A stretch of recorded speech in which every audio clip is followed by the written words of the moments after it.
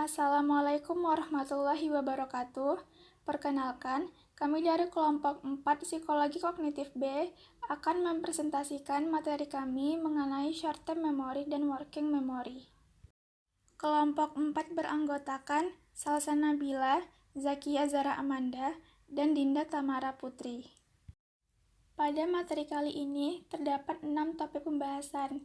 Yang pertama yaitu definisi short-term memory dan proses penyimpanannya. Yang kedua, perbedaan sensori memory dan short-term memory.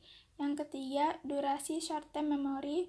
Yang keempat, kapasitas short-term memory. Yang kelima, working memory model Bradley. Dan yang keenam, working memory dan prefrontal cortex serta dampak pada perilaku manusia. Definisi short-term memory dan proses penyimpanannya. A. Definisi short-term memory. Short-term memory atau memori jangka pendek adalah sistem memori yang terlibat dalam penyimpanan sejumlah kecil informasi memori untuk waktu yang singkat.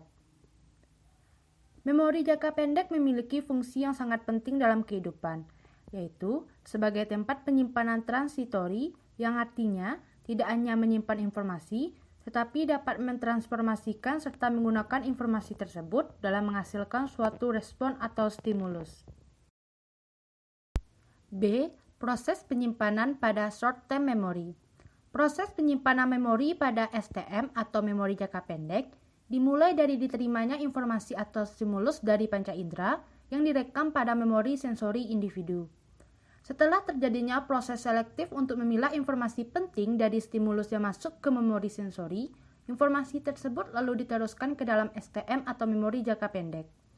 Jika informasi yang telah masuk ke dalam STM tersebut dilakukan pengulangan atau rehearsal secara terus-menerus, informasi tadi akan masuk dan disimpan ke dalam long-term memory sehingga dapat dipakai di lain waktu. 2. Perbedaan sensori memori dan short-term memory. Sensori memori merupakan tahapan penyimpanan awal memori informasi stimulus yang diterima oleh individu. Biasanya, menyimpan informasi selama beberapa detik saja.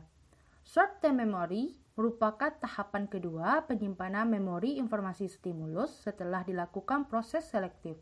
Biasanya, durasi penyimpanan memori sampai dengan 20 detik. Durasi short-term memory. Short-term memory atau memori jangka pendek merupakan sistem dalam penyimpanan informasi dalam waktu yang singkat. Menurut penelitian yang dilakukan oleh Brown di Inggris dan Peterson serta Margaret Peterson di Amerika Serikat dengan menggunakan metode recall, didapatkan hasil bahwa ingatan jangka pendek berlangsung selama 15 sampai 20 detik atau bisa kurang. Kapasitas short-term memory. Ada batasan seberapa banyak informasi yang bisa disimpan di dalam short-term memory. Nah, berikut ini adalah beberapa perkiraan berapa banyak item yang bisa disimpan dalam short-term memory, yakni yang pertama itu adalah digit span. Nah, digit span ini adalah pengukuran kapasitas STM yang berdasarkan dari jumlah digit yang bisa diingat oleh seseorang. Nah, menurut pengukuran ini, George Miller menyimpulkan bahwa kapasitas rata-rata STM adalah sekitar 5 hingga 9 item atau kira-kira seukuran dengan nomor telepon. Kemudian adalah change detection. Change detection ini adalah pengukuran kapasitas STM yang lebih baru dengan menetapkan batas sekitar 4 item. Kesimpulan ini berdasarkan dari hasil eksperimen yang dilakukan oleh Stephen Luck dan Edward Vogel. Kemudian adalah chunking. Konsep chunking ini diungkapkan oleh Chunking Miller tahun 1956 yang mendeskripsikan bahwa unit kecil seperti kata dapat digabungkan menjadi unit besar yang lebih bermakna seperti frasa, kalimat, paragraf, atau cerita. Chunking ini dapat meningkatkan kemampuan menyimpan informasi dalam STM.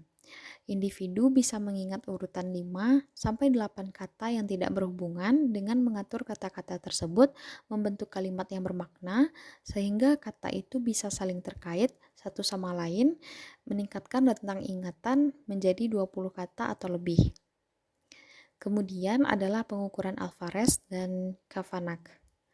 Alvarez dan Kavanagh ini menyimpulkan bahwa semakin besar jumlah informasi yang diterima, maka semakin sedikit item yang dapat disimpan dalam memori visual jangka pendek. Definisi working memory, model Baddeley. Working memory atau memori kerja adalah memori singkat dan langsung dalam proses materi dengan jumlah terbatas. Bagian dari working memory secara aktif mengoordinasi aktivitas mental yang sedang berlangsung. Working memory memungkinkan seseorang menyimpan beberapa item aktif dan dapat diakses, sehingga dapat digunakan untuk berbagai tugas kognitif. Working memory merupakan sistem kapasitas terbatas untuk penyimpanan sementara dan manipulasi informasi untuk tugas-tugas kompleks seperti pemahaman, pembelajaran, dan penalaran. Baddeley berpendapat bahwa working memory harus bersifat dinamis dan terdiri dari komponen-komponen yang dapat berfungsi secara terpisah. Baddeley mengusulkan 3 komponen, yaitu phonological loop, visual spatial sketchpad, dan central executive. Yang pertama kita akan membahas tentang the phonological loop. The phonological loop terdiri dari 2 komponen, yaitu phonological store dan articulatory rehearsal. Phonological store memiliki kapasitas terbatas yang berfungsi untuk menyimpan informasi verbal dan auditori, sedangkan articulatory rehearsal bertanggung jawab dalam menjaga item-item yang ada di phonological store dari kerusakan. 2. The Visual Spatial Sketchpad. The Visual Spatial Sketchpad melibatkan proses citra visual yang menangani informasi visual dan spasial. Working memory ini memungkinkan kita untuk melihat pemandangan yang kompleks dan mengumpulkan informasi visual tentang objek. Visual Spatial Effect Pad juga memungkinkan kita untuk bernavigasi dari satu lokasi ke lokasi lain. Ini juga memungkinkan kita untuk menyimpan gambar yang sesuai dengan tampilan visual objek dan posisi relatifnya dalam sebuah adegan. Selain itu, Visual Spatial Sketchpad juga dapat menyimpan informasi visual yang diterima melalui deskripsi verbal. Misalnya, ketika seorang teman sedang menceritakan sebuah kisah, kita mungkin akan mendapati diri kita sedang memvisualisasikan adegan tersebut. 3. The Central Executive. The Central Executive merupakan pusat kendali sistem working memory. Central Executive bertugas untuk mengkoordinasi bagaimana informasi digunakan oleh phonological loop dan Visual Spatial Sketchpad. Baddeley menggambarkan Central Executive sebagai pengontrol perhatian. Ini akan menentukan bagaimana perhatian pusat bekerja pada tugas tertentu, bagaimana perhatian itu dibagi antara 2 tugas, dan bagaimana hal itu dialihkan di antara tugas-tugas. Central Executive juga berperan dalam memilih strategi, mengubah informasi, dan mengkoordinasi perilaku. Selain dari 3 komponen yang sudah dijelaskan sebelumnya, Baddeley juga mengusulkan sebuah komponen tambahan yang disebut sebagai the episodic buffer. Komponen ini menjelaskan beberapa hal yang tidak dapat dijelaskan oleh 3 komponen sebelumnya.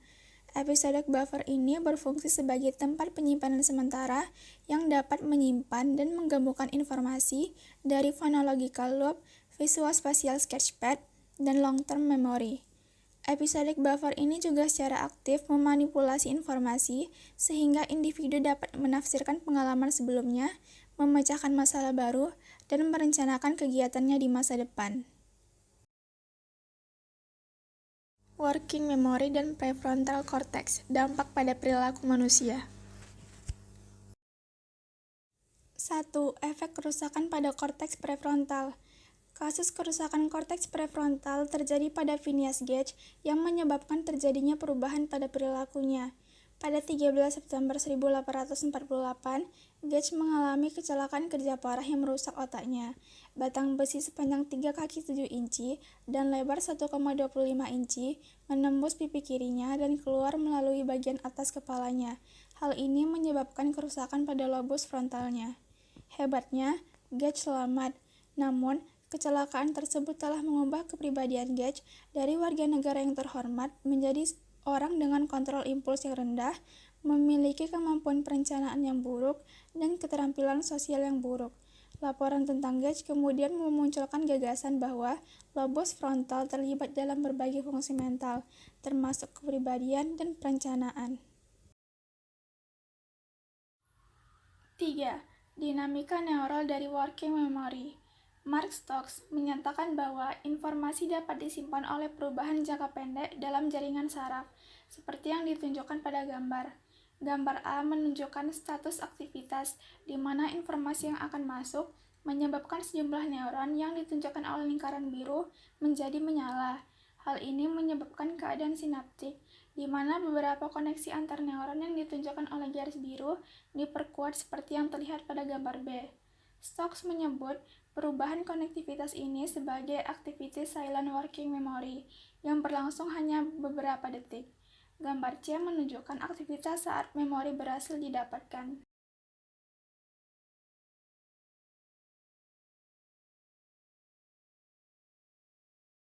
Baiklah, sekian presentasi dari kelompok 4. Mohon maaf apabila ada kesalahan. Terima kasih atas perhatiannya. Wassalamualaikum warahmatullahi wabarakatuh.